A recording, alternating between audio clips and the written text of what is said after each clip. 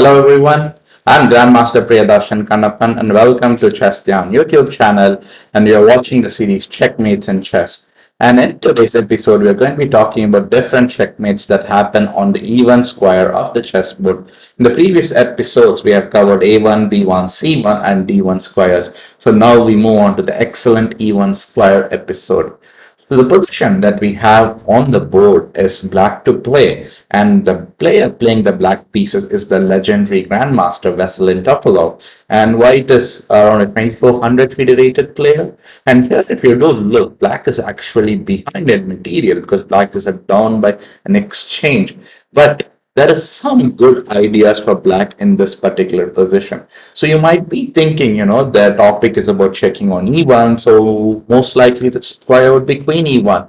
But queen e1 is a good idea, but it fails because there is queen f1. And now that is like kind of white supports his back rank, and there's really nothing that black can do. If white had kind of like, quickly played rook e1, yes, white would have been in big trouble because after rook takes e1, it's basically a back rank checkmate. After queen f1, rook takes e1. So black realizes that queen e1 is an idea, but white has queen f1. So here the problem with this idea is this queen on f4. So black comes up with a very creative way to solve this problem. So if you're watching the video, pause the video and think about what could be that tactical solution that Topalov spotted and that could help black win the game here.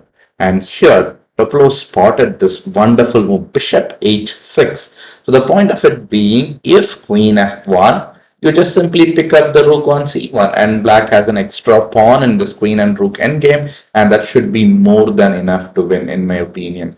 Instead, white was like, I don't want to go into a very losing endgame. Instead, I'll just capture the bishop. It looks like it's a free bishop. But what did white miss? Or white saw it but could not stop it? It was queen e1, now back rank check. Because earlier when the queen was on f4, white had queen f1. But now with the queen being on h6 over here for the white, it's unfortunately you can't do anything on the f1 square. And after rook takes e1, it's a back rank checkmate.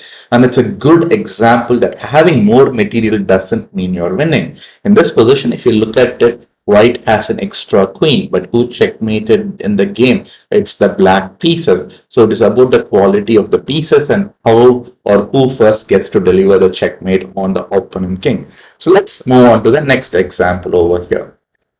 So the position that we have here on the board is very, very interesting in my opinion, because look at it, white's pawn is on b7 and black's pawn is on e2, so they're all like one square away from being promoted to a new queen, and it's a very complicated position where white has more material. White has an extra exchange up like the previous position. But black comes up with a very clever plan to checkmate the white king, and it's important to know that's black to play. So black has that one move advantage, like if black can do something here before white manages to do something with his rook on a8 attacking the queen and so on.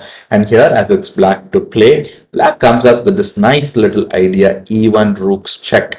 I hope you have understood the idea behind this move. If you haven't yet, pause the video, think about it. What could have white, black could have played e1 rooks check, or it could have been e1 queens. It doesn't matter which he promoted to. I think most likely rook was kind of like a bit cheeky of a promotion. After e1 rooks, bishop takes e1. Now comes the key move of this whole plan, which is bishop d4 check. In case if instead of bishop d4, if black was like, okay, why not I just take this rook bishop on e1? It looks like free. But here the problem is that white escapes with king f2, and after whatever check you give with the rook on the white king, the king would just run away and the king would get into a safe square, and over here the queen on b8 is stuck in a pin over here. So basically black will be only playing with his rook and two bishops, but that will definitely be not enough to checkmate the king in this position. So eventually white will end up winning this game. Instead, there's a nice little intermediate move that black has up his sleeve. That is bishop d4 check.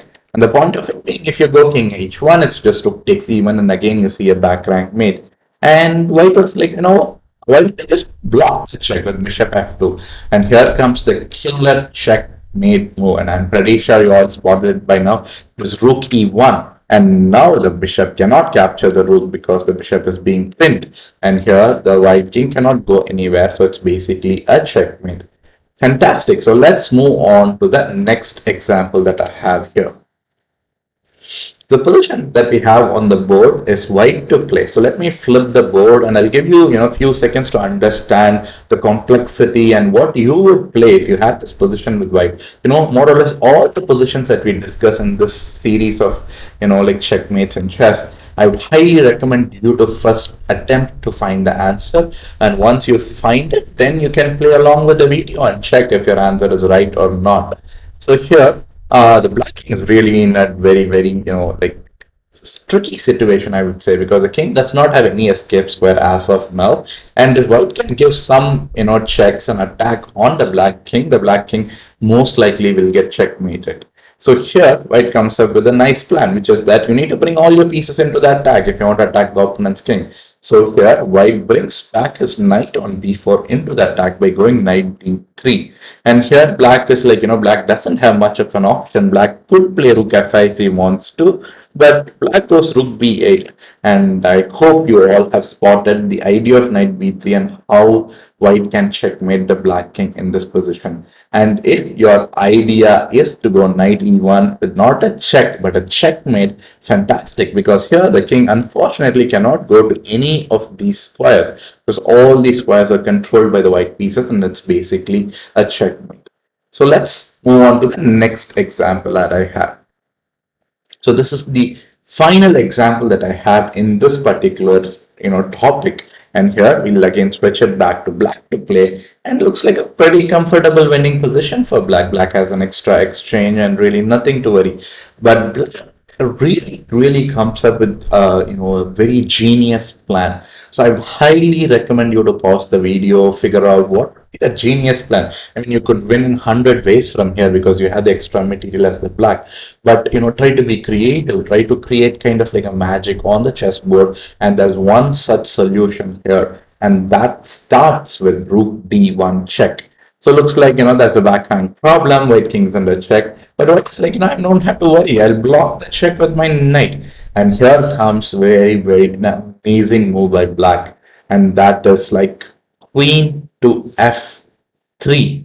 So why is black giving a queen away for free? Does it make any sense why is black giving this queen away for free? Because you can just simply capture queen takes queen. Unfortunately, you cannot capture knight takes queen because the rook is pinning the king. So that makes a valid point. And the point of queen f3 being if white, let's assume white doesn't do anything. White plays some random move like a6. Then that is queen g2 with a checkmate. So that's the kind of the plan why black goes queen f3. And queen f3 is designed to kind of distract the white queen on e3, because if queen takes f3, like how it was played in the game, then black goes rook takes e1, and it is not just a check, but it's a checkmate, as this critical escape square king g2 is being controlled by the black pawn on h3, so the king can't escape, so it is a checkmate. I hope you learned some new ideas and concepts on different checkmates that happen around the E1 square. Subscribe to the channel and press on the bell icon, and if you do have any ideas for what kind of videos you'd like to see, put them on the comment box, share it with your friends, and I will see you all very soon in a different video. And I'd like to wish all our subscribers, Chess Gyaan family, like students, everyone, like happy new year. I'll see you all in a different video very soon. Signing off, Grandmaster Priyadharshan. Bye bye, everyone.